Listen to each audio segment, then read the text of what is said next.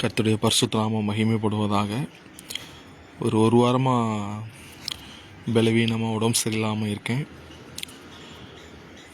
சரி, வீட்டிலேயே இருக்கிறதுக்கு ஒரு பைபிள் படிச்சுக்கிட்டே இருந்தேன். சரி, ஒரு வித்தியாசமாக பைபிள் படித்து லைவ் போடலாமே அப்படின்னு ஒரு சின்ன யோசனை. சரி, கொஞ்ச நாள் இதை செய்யலாம் அப்படின்னு நினைக்கிறேன். இன்றைக்கி நம்ம ஆதியாகமம் 1 அதிகாரத்திலிருந்து வாசிக்க போகிறேன், கேளுங்க. ஆதியாகமம் 1 அதிகாரம். தேவன் பூமியை சிருஷ்டித்தார். அதுதான் அந்த தலைப்பின் கீழே இது இருக்கு. ஆதியிலே தேவன் வானத்தையும் பூமியும் சிருஷ்டித்தார். பூமியானது ஒழுங்கின்மையும் வெறுமையுமாய் இருந்தது.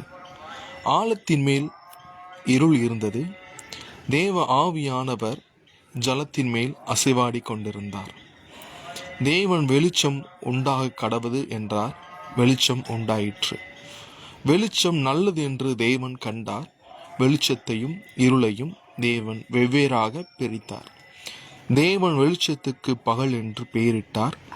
இருளுக்கு இரவு என்று பெயரிட்டார். சாயங்காலமும் விடிய காலமும் ஆகி 1 நாள் ஆயிற்று. பின்பு தேவன் ஜலத்தின் மத்தியில் ஆகாய விரிவு உண்டாக கடவது என்றும் அது ஜலத்தினின்று ஜலத்தை பிரிக்க கடவது என்றும் சொன்னார். தேவன் ஆகாய விரிவை உண்டு பண்ணி ஆகாய விரிவுக்கு கீழே இருக்கிற ஜலத்திற்கும் ஆகாய விரிவுக்கு மேலே இருக்கிற ஜலத்திற்கும் பிரிவு உண்டாக்கினார். அது அப்படியே ஆயிற்று. தேவன் ஆகாய விரிவுக்கு வானம் என்று பெயரிட்டார். சாயங்காலமும் விடிய காலமும் ஆகி 2 நாள் ஆயிற்று. பின்பு தேவன் வானத்தின் கீழே இருக்கிற ஜலம் ஓரிடத்தில் சேரவும் வெட்டாந்தரை காணப்படவும் கடவது என்றார். அது அப்படியே ஆயிற்று. தேவன் வெட்டாந்தரைக்கு பூமி என்றும் சேர்ந்த ஜலத்திற்கு சமுத்திரம் என்றும் பெயரிட்டார். தேவன் அது நல்லது என்று கண்டார். அப்பொழுது தேவன் பூமியானது புல்லையும் விதையை பிறப்பிக்கும் பூண்டுகளையும் பூமியின் மேல் தங்கள் விதையுடைய கனிகளை தங்கள் ஜாதியின்படியே கொடுக்கும் கனி விருட்சங்களையும் முளைப்பிக்க கடவது என்றார். அது அப்படியே ஆயிற்று.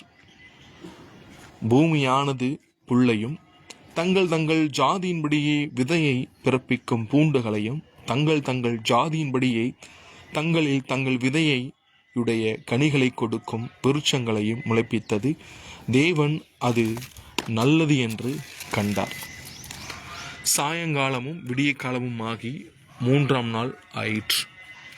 பின்பு தேவன் பகலுக்கு இரவுக்கும் வித்தியாசம் உண்டாகத்தக்கதாக வானம் என்கிற ஆகாய விரிவை சுடர் உண்டாக கடவது.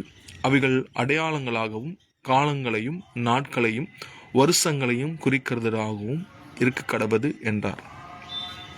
அவைகள் பூமியின் மேல் பிரகாசிக்கும்படி வானம் என்கிற ஆகாய விரிவிலே சுடர்களாய் இருக்க கடவது என்றார். அது அப்படியே ஆயிற்று. தேவன் பகலையால பெரிய சுடரும் இரவையால சிறிய சுடரும் ஆகிய 2 மகத்தான சுடர்களையும் நட்சத்திரங்களையும் உண்டாக்கினார். அவைகள் பூமியின் மேல் பிரகாசிக்கவும் பகலையும் இரவையும் ஆளவும் வெளிச்சத்துக்கும் இருளுக்கும் வித்தியாசம் உண்டாக்கவும் தேவன் அவைகளை வானம் என்கிற ஆகாய விரிவிலை வைத்தார். தேவன் அது நல்லது என்று கண்டார். சாயங்காலமும் விடிய காலமும் ஆகி 4 நாள் ஆயிற்று. பின்பு தேவன் நீந்தும் ஜீவ சந்துகளையும் பூமியின் மேல் வானம் என்கிற ஆகாய விரிவிலே பறக்கும் பறவைகளையும் ஜலமானது திரளாய் ஜனிப்பிக்க கடவது என்றார். தேவன் மகா மச்சங்களையும் ஜலத்தில் தங்கள் ஜாதியின்படியே திரளாய் ஜனிப்பிக்கப்பட்ட சகலவித நீர் வாழும் ஜந்துக்களையும் சிறகுள்ள ஜாதியான சகலவித பட்சிகளையும் சிருஷ்டித்தார். தேவன் அது நல்லது என்று கண்டார்.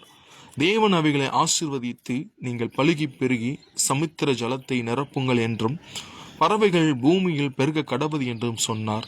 சாயங்காலமும் விடிய காலமும் ஆகி 5 நாள் ஆயிற்று. பின்பு தேவன் பூமியானது ஜாதியான ஜீவ சந்துக்களாகிய நாட்டு மிருகங்களையும் ஊரும் பிராணிகளையும் காட்டு மிருகங்களையும் ஜாதியாக பிறப்பிக்க கடவது என்றார். அது அப்படியே ஆயிற்று. தேவன் பூமியில் உள்ள ஜாதியான காட்டு மிருகங்களையும் ஜாதியான நாட்டு மிருகங்களையும் பூமியில் ஊறும் பிராணிகள் எல்லாவற்றையும் உண்டாக்கினார். தேவன் அது நல்லது என்று கண்டார். பின்பு தேவன் நமது சாயலாகவும் நமது ரூபத்தின்படியையும் மனுஷனை உண்டாக்குவோமாக. அவர்கள் சமுத்திரத்தின் மச்சங்களையும் ஆகாயத்து பறவைகளையும் மிருக ஜீவன்களையும் பூமி அனைத்தையும் பூமியின் மேல் ஊறும் சகல பிராணிகளையும் ஆள கடவது என்றார். தேவன் தம்முடைய சாயலாக மனுஷனை சிருஷ்டித்தார். அவனை தேவ சாயலாகவே சிருஷ்டித்தார். ஆணும் பெண்ணுமாக அவர்களை சிருஷ்டித்தார். தேவன் அவர்களை நோக்கி, நீங்கள் பலுகி பெருகி பூமியை நிரப்பி அதை கீழ்ப்படுத்தி சமுத்திரத்தின் மச்சங்களையும் ஆகாயத்து பறவைகளையும் பூமியின் மேல் நடமாடுகிற சகல ஜீவ சந்துக்களையும் ஆண்டு கொள்ளுங்கள் என்று சொல்லி தேவன் அவர்களை ஆசீர்வதித்தார். பின்னும் தேவன், இதோ பூமியின் மேலெங்கும் விதைதிரும் சகலவித பூண்டுகளையும் விதைதிரும் கனி மரங்களாகிய சகலவித விருட்சங்களையும் உங்களுக்கு கொடுத்தேன். அவைகள் உங்களுக்கு ஆகாரமாக இருக்க கடவது. பூமியில் உள்ள சகல மிருக ஜீவன்களுக்கும் ஆகாயத்தில் உள்ள சகல பறவைகளுக்கும் பூமியின் மேல் ஊறும் பிராணிகள் எல்லாவற்றுக்கும் பசுமையான சகல பூண்டுகளையும் ஆகாரமாக கொடுத்தேன் என்றார். அது அப்படியே ஆயிற்று. அப்பொழுது தேவன் தாம் உண்டாக்கின எல்லாவற்றையும் பார்த்து அது மிகவும் நன்றாயிருந்தது. சாயங்காலமும் விடிய காலமாகி 6ஆம் நாள் ஆயிற்று. ஆமேன் என்பது.